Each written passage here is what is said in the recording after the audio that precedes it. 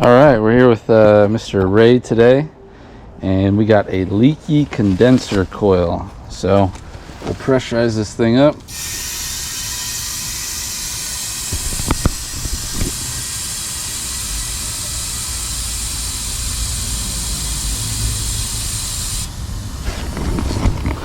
And you can hear it's leaking in there somewhere. So due to the cost, time, labor, everything, we're just going to end up replacing this whole condenser as opposed to that coil. So we'll go ahead and get started. All right, so first thing I'm doing here, we got no refrigerant to recover since it's totally empty and flat. So first thing I want to do is get the high voltage wires and that whip out of the way, along with the low voltage wires and the whip. So we'll start taking those off.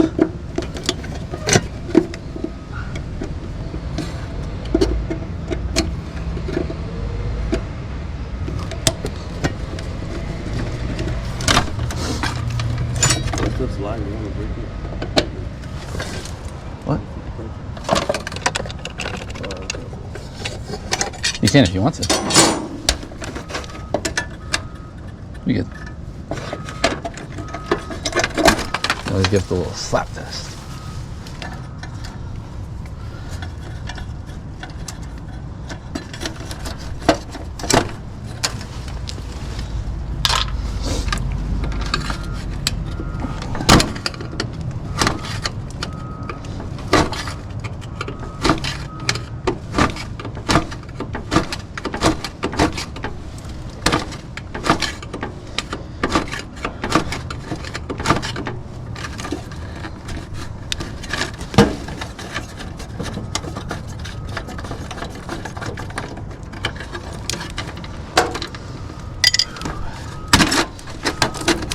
Alright, we got our high voltage wires out of the way.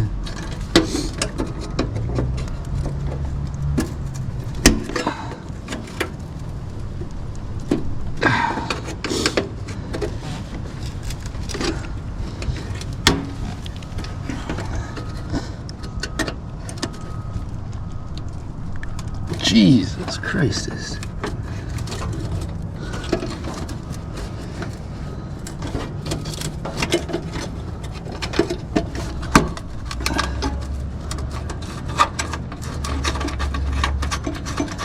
Low voltage is not live, right?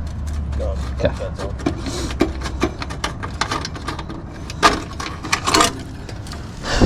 All right, we got our low voltage wires out of the way. So from here, we're gonna go ahead and unsweat the lines and get this thing out of here. All right, so we're about to braze. We got our tank set up, oxygen at 10, and then acetylene at 5. We have our 3 things that we need. We got our rags, water source, and then fire extinguisher as well. So I'm gonna do our liquid line. Ray is gonna do the suction line here. And what we always wanna do is size our vice grips to the line. Don't use adjustable pliers or anything like that could pinch this line once it gets warm. So we're gonna size it properly. That's nice and snug. We're gonna flow nitrogen while we're brazing, and we'll hop. All right, and for sweating these lines off, I'm gonna use the cap and hook. So turn it up till I got no more black soot. Hit my oxygen. Should be good.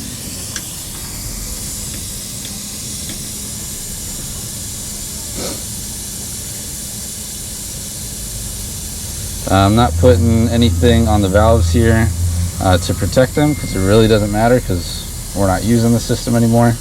On our new system, we want to point the flame away from the valves and everything. So you can see it change in color. We're getting pretty close here. And that's it. That's pretty easy. And then oxygen off first, then our acetylene. Super easy. Okay, so we sweat these lines off. Both are disconnected while we were flowing nitrogen, so we just want to cool them down And then that's pretty much it for this portion. We'll pull this whole condenser out, get the new condenser in, and it's going to be just as simple as that. You got 2 joints, hook up the electrical, and it should be sound smooth. All right, so we slid the old unit off, and then we're going to put our new unit up on the pad, secure it, and then get to brazing. All right, so we got our new condenser mounted up on the pad. Just taking a look at our line set. We got to clean up the line set using the deburring and ream tool. Just cleaning up everything.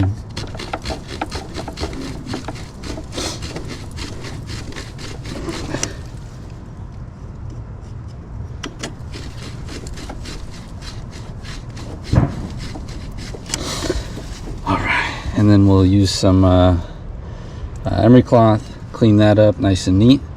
Get that copper shining, and then we have our brick of a filter dryer. What we're installing is a heat pump, so it came with a bi-flow filter dryer. If this was a traditional AC, once again the flow is going to be towards the left, towards the evaporator coil. It's leaving the condenser, going towards the evaporator coil.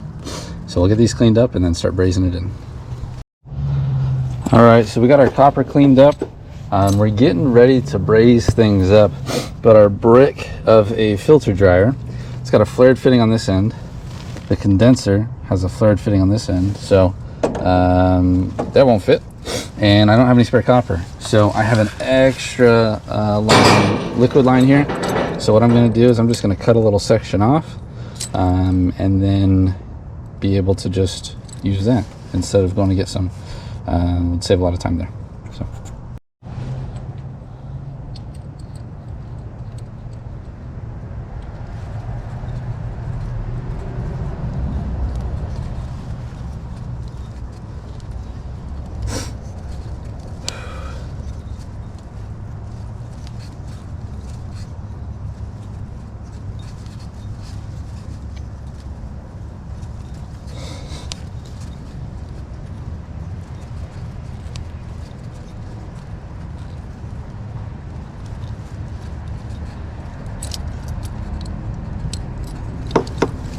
Cool. We got our extra piece here, and now we just got to re-clean these copper pieces. All right, so we got our setup figured out here. I have a little piece going into the condenser, and then I'll do my brick of a filter dryer, and then my liquid line will fit right into that. So we're going to use the cap and hook, and hopefully this will be pretty simple. So acetylene on first. Turn it up till the black smoke goes away, and then our oxygen, meter that in. Alright, so before we didn't care about our service valve, and now we got to be very careful. We're going to point our flame away from the service valve, and I got it wrapped in a cold rag there.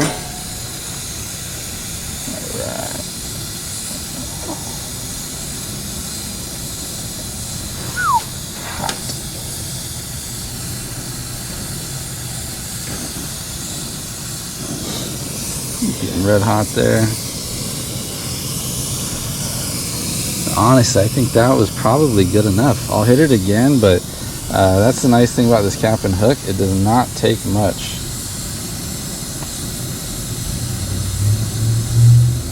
Spreads all the way around evenly, and we're going to back it off again.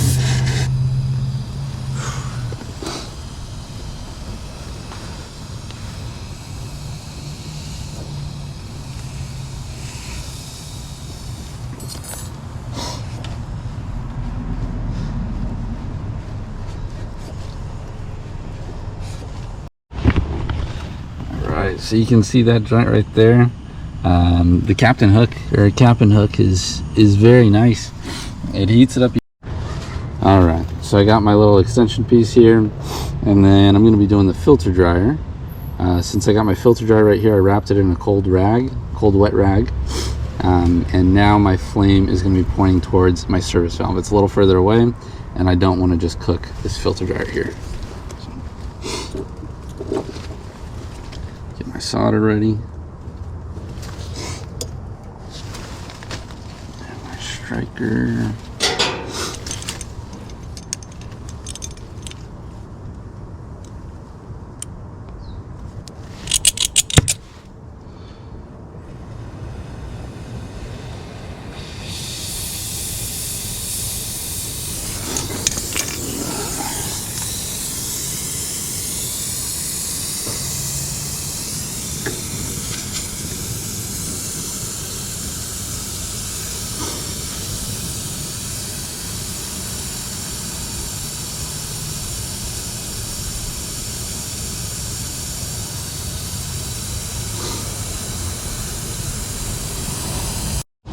Alright, that cap and hook wasn't great with that tight of a space, so I just changed it back to the normal tip, and we'll get that joint done.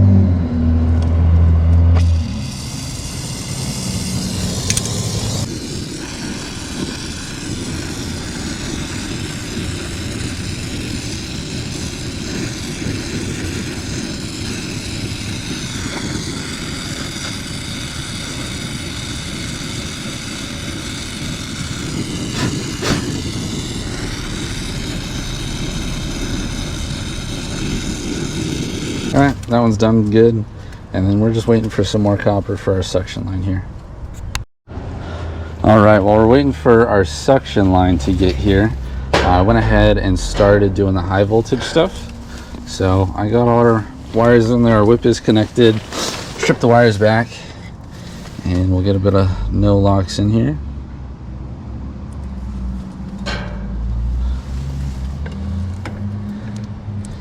Righty-tighty with the wires. Put our wire nut on.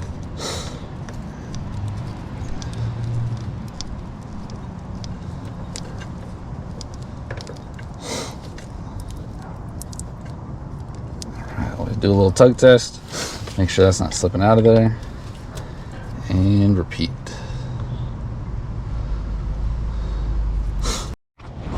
So we got all of our brazes done.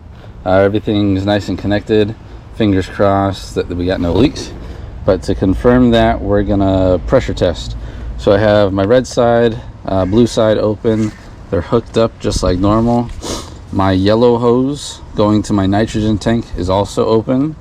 And then we'll flood. Well, we got a leak, so that's why we pressure test. Alright, I fixed a few too many leaks that I'm too proud to admit. So we're at 255 on the pressure test, and due to my not the best brazing today, I'm going to go ahead and bubble test all the joints. Typically I wouldn't, as long as the pressure holds, but with all these funky joints, I'll go ahead and bubble test everything, and then we'll wait 15 minutes. Alright, so it held pressure at 250.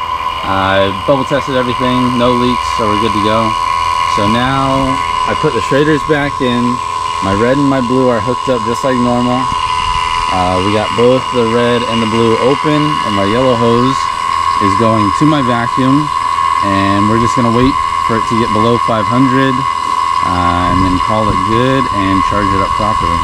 So I got my high voltage hooked up, my low voltage is hooked up, and that is pretty much it. So alright, so we're just getting finished up here. So we had pulled the vacuum previously, and then since we're doing a full condenser, it comes pre-charged with refrigerant. So we pulled the vacuum on just the line set and the evaporator. It took less than 5 minutes, 5-10 minutes. It was super quick because it's not an entire system. We got it down to 300-400, somewhere in there. And then from there, what you do is you take off these caps right here on your service valve, and you use your service wrench to open those ports up, and that allows the refrigerant that's in the system to go throughout the line set and your evaporator. So did that, started it up, and it's running fine. As far as the wiring goes, this was a traditional AC, and we went to a heat pump, so we have a lot more wires going on. What we did to make it as simple as possible is we wired in the reversing valve to the Y signal as well. That way it's energized anytime that it's running, so that we don't have to basically worry about that reversing valve at all. So that is pretty much it. It's running and we're good to go.